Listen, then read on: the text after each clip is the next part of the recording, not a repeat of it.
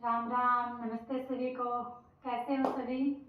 आप सभी का स्वागत है मेरे चैनल पर। आज मैं आपको मिलवाऊंगी अपने बेटे रचित से, जो गुरुकुल में पढ़ता है। तो वीडियो स्टार्ट करने से पहले मैं आपको एक बात बोलना चाहूँगी कि मेरे चैनल को सब्सक्राइब करिए, लाइक करिए, वीडियो को पसंद आती है तो शेयर भी करिए। तो आज मैं आपको बताऊंगी कि बच्चों को हमें कैसे संस्कार देने चाहिए। ये चीज़ें बहुत ही मायने रखती है कि हम बच्चों को कैसे संस्कार देते हैं। संस्कार देने बहुत ज़रूरी है। गुरुकुल में हर कोई अपने बच्चों को नहीं भेज सकता, लेकिन कम से कम हम कुछ अच्छी चीज़ों को अपनाकर अपने बच्चों के भविष्य को सुधार सकते हैं। तो मैं आपको कुछ एक चीज़ें बताऊंगी, अगर वो आप करते हैं तो आपके बच्चों में काफ़ी सुधार मिलेगा। तो एक तो बच्चों को, जब बच्चे सुबह उठते हैं तो उन्हें ये बोलो कि जब सुबह उठते ही इस तरह से अपने हाथों को रब करना है। इस तरह से रब किया और अपने फेस पर लगाना है, और फिर आंखों को धीरे धीरे खोलते हुए अपने हाथों को देखना है। सुबह सबसे पहले उठते ही क्या करना है? अपने हाथों को देखना है। फिर परमात्मा को याद करना है कि हे परमात्मा, हम आज नई सुबह की शुरुआत करने जा रहे हैं, तो हमें आशीर्वाद दीजिए। और उसके बाद में जब भी आप अपने बिस्तर से नीचे उतरें तो पहले धरती माता को स्पर्श करके उसके बाद में ही हमें नीचे पाँव रखने चाहिए। तो उसका भी एक मंत्र है। तो उसका मंत्र है, धरती माता तू बड़ी, तुझसे बड़ा न कोई, तेरे ऊपर पाँव रखूं दोष लागे ना कोई। इस तरह अपने जो धरती है, धरती को स्पर्श करके हमें पैर रखना चाहिए।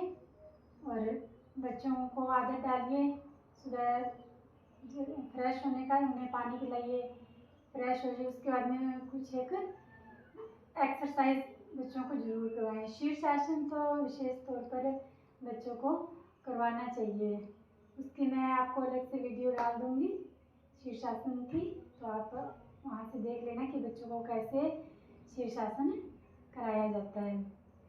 तो आज मैं सिर्फ आपको बता रही हूँ कि आपको ये चीज़ें करवानी है। तो बच्चों को कुछ यौगिक क्रियाएं करवाइए ताकि बच्चों का दिमाग एक्टिवेट हो जाए। एक बच्चों को, जब बच्चे पढ़ने के लिए बैठते हैं तो बच्चों को पद्मासन लगाकर बैठाइए। तो पद्मासन लगा के दिखाओ बेटा। इस तरह से पद्मासन लगाना है। अगर स्टार्टिंग में इस तरह से ना लग पाए तो एक पैर से भी आप स्टार्टिंग में लगवा सकते हैं। बेटा एक पैर से लगा के दिखाओ। हाँ, यह है अर्ध पद्मासन। अगर स्टार्टिंग में बच्चा पूर्ण पद्मासन नहीं लगा पा रहा है तो आप अर्ध पद्मासन से भी स्टार्ट कर सकते हो धीरे धीरे। और बेटा पूर्ण लगाओ, और धीरे धीरे जो पूर्ण पद्मासन है वो लगाना सीख जाएगा। पद्मासन का क्या फायदा होता है? पद्मासन में क्या है, जब पद्मासन में बैठते हैं तो जो हमारी कमर है वो एकदम सीधी होती है। अगर हमारी कमर सीधी है तो हमारा दिमाग एक्टिवेट रहेगा, और दिमाग एक्टिवेट रहेगा तो बच्चा जो भी पढ़ेगा उसे जल्दी से याद हो जाएगा। उसके बाद में हमें खाने पीने का भी विशेष तौर पर ध्यान रखना है। बच्चों को सुबह पेट भरकर खिलाइए। बच्चों को सुबह जब बच्चा स्कूल जाता है तो उसे खाली पेट कभी भी मत जाने दीजिए, उसे कुछ खिलाकर ही भेजिए। तो खाना खिलाएंगे तो उससे पहले एक मंत्र होता है, तो उस मंत्र का जाप बच्चों को सिखाइए। उसके बाद में बच्चा भोजन ग्रहण करे तो वो अच्छा होता है। तो बेटा मंत्र सुनाओ आप कि कौन सा मंत्र हमें पढ़ना चाहिए भोजन के समय। ओम नाभ्या आसि दंतारक्षक शेषणोदो क्षमा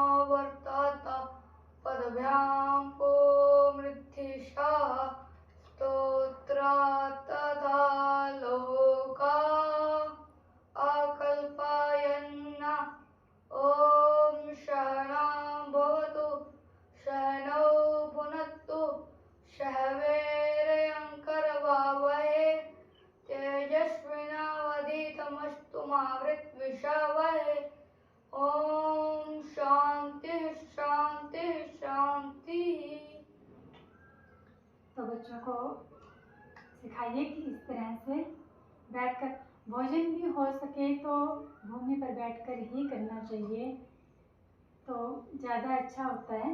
अपनी धरती माँ से हम जितने जुड़े रहते हैं उतना ही अच्छा होता है। बच्चा अगर नंगे पाँव चलता है सुबह सुबह तो वो भी बहुत अच्छा है, बच्चों को नंगे पाँव चलने दिया जाए। और उसके बाद में आपको एक चीज़ का भी ध्यान रखना है कि बच्चों की जो पढ़ाई है, पढ़ाई के लिए बच्चों को ज़्यादा टॉर्चर ना करें, उन्हें आराम से बस मोटिवेशन करते रहिए कि हाँ बेटा आप पढ़ो, आपको भी याद हो जाएगा। अगर आपका बच्चा कमज़ोर है तो कोशिश करिए कि उसे मोटिवेट करिए कि हाँ बेटा तुम कर सकता है। तो उसके बाद में बच्चे के अंदर क्या है, सेल्फ कॉन्फिडेंस आ जाता है, तो बच्चा पढ़ने लग जाता है। उसके बाद में जब बच्चा स्कूल जाता है या फिर हो सकता है कोशिश करो कि सुबह उठते ही बच्चा अपने से बड़े माता पिता दादा दादी जो भी हैं घर में बुजुर्ग सबके चरण स्पर्श करें। उससे भी बहुत ज़्यादा जो पॉजिटिव एनर्जी है वो बच्चों के अंदर आती है। अगर वो सुबह नहीं करें तो उन्हें आदत डाल दो कि जब वो स्कूल जाते हैं उसमें वो जो अपने से बड़ों के चरण स्पर्श जरूर करें। और शाम के टाइम भी बच्चों को जब बच्चे सोते हैं तो उन्हें कुछ